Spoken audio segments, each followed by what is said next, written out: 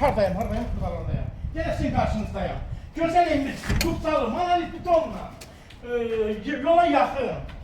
Yolla arası artık 5-6 dakikalık yoldur.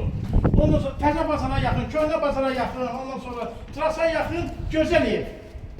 Giren kimi sol tarafta kupunadır. Bu bunun plakenidir. Tabii ki plakenin böyle plaken düzelecek, böyle düzelecek. Burası bunun salon zili. Burası işte var, o düzelecek.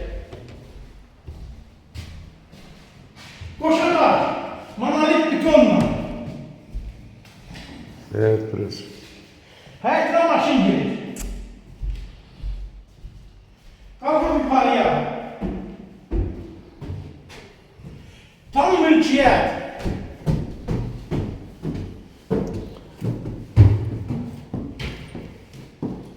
Bırak Kaladokya.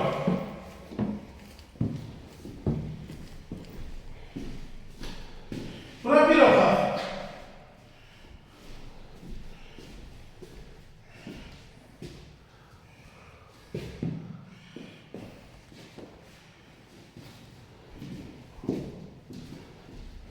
Burada üçüncü otak.